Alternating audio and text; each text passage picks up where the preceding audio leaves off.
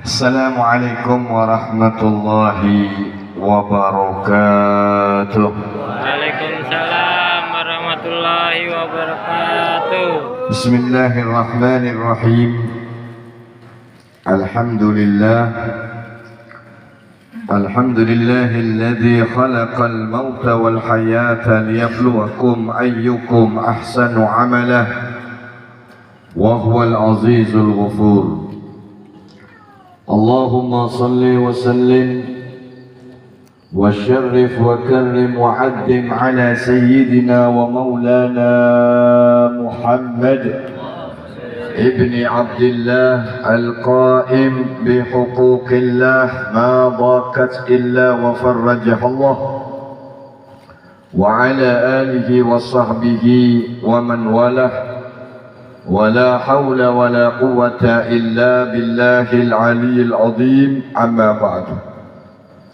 Para alim ulama, segenap para asatid dan asatidah, wabil khusus Al-Ustaz Ahmad Suryani beserta keluarga besar beliau, para tokoh-tokoh masyarakat, para tetuha kampung, para bini sepuh, wabil khusus Bapak Pembekal Desa Gunung Batu dan juga mantan Bapak Pembekal Bapak Agus yang saya hormati, sahibul bait, tuan rumah sekeluarga yang berbahagia, hadirin wal hadirat, jamaah majlis salawat dalam rangka memperingati 1000 hari daripada almarhum Mbah Haji Ngatimin bin Tarnoh dan beberapa arwah yang akan dihauli pada malam hari ini. Semoga semua yang hadir di majlis ini senantiasa di dalam lindungan dan rahmatnya Allah Subhanahu wa ta'ala. Ma'asyiral hadirin wal hadirat yang dimuliakan oleh Allah. Dalam satu riwayat itu diceritakan ada seorang syekh yang bernama Syekh Syakik Al-Balkhi. Dia adalah anak seorang juragan yang sangat kaya raya. Hartanya berlimpah, perniagaannya sampai ke luar negeri. Bisnisnya ekspor impor, kaya luar biasa. Suatu saat beliau ini berdagang sampai ke negeri Turki. Ada yang pernah ke Turki?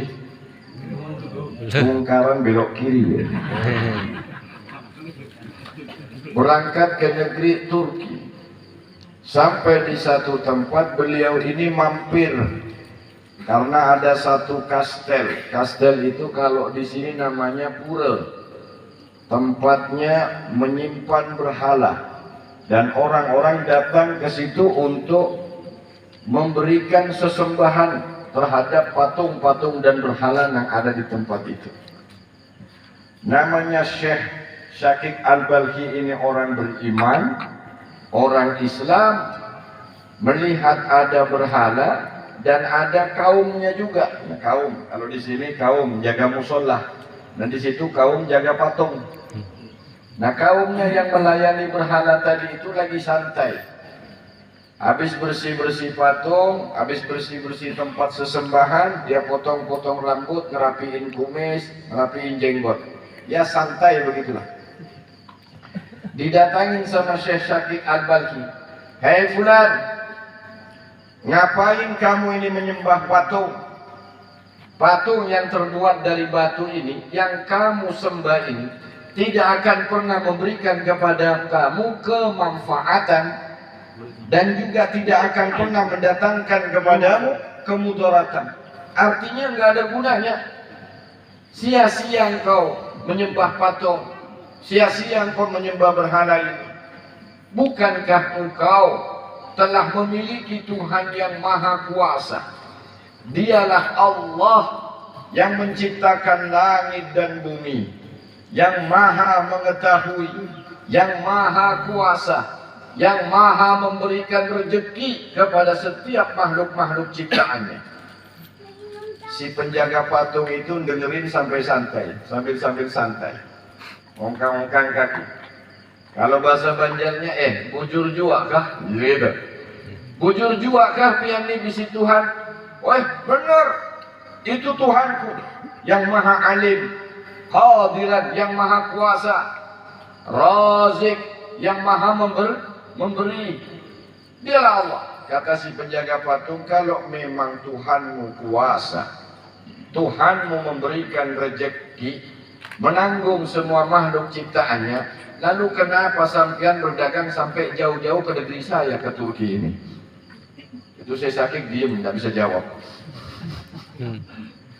Sejak itulah kata sebagian ulama, saya sakit ampih berdagang. Ini bukan berarti kan ampih berdagang esoklah, bukan. Ini kemudian memberikan kepada beliau jalan untuk zuhud. Zuhud artinya meninggalkan kemewahan duniawi.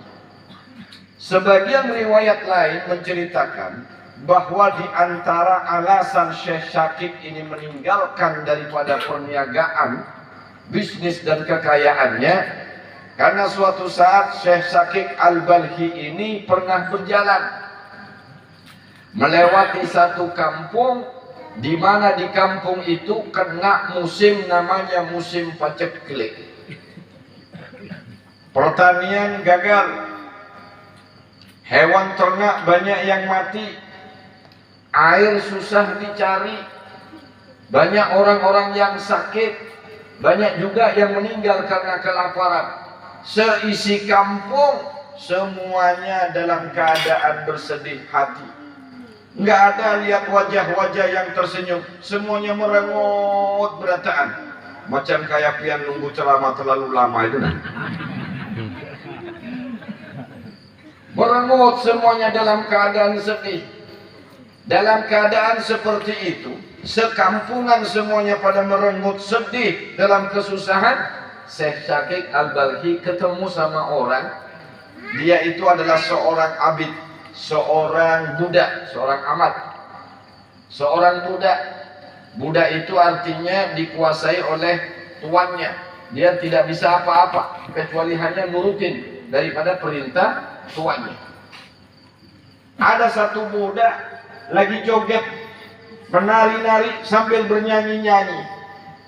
Saya sakit Al-Balhi ini heran. Ini ada satu budak lagi nyanyi, lagi nari, lagi riang gembira, senang hatinya. Dideketin sama saya sakit. Mas, apa? Napa pian kada tahu? Di kampung ini semuanya dalam keadaan sedih hati. Di kampung ini semuanya lagi susah.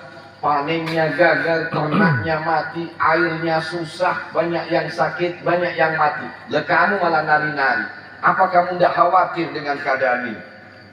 Si budak tadi sambil tersenyum dan berkata, ngapain saya khawatir? Ada apa saya mau susah seperti orang-orang yang lagi susah ini? Enggak, saya nggak bakal susah. Kenapa kata si sakit? Saya ini seorang budak. Saya ini punya juragan, punya bos, yang mana di kampung bos itu sampean mau cari apa saja ada.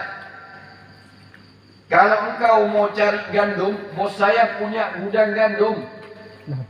Kalau engkau mau cari padi, bos saya punya padi. Kalau kau perlu buah-buahan, bos saya punya hektaran buah-buahan. Kalau kau perlu sayur, bos kami punya kebun sayur. Kalau kau mau daging, bos saya punya peternakan. Kalau kau mau air, bos saya menguasai sumber mata air. Apa yang saya susahkan?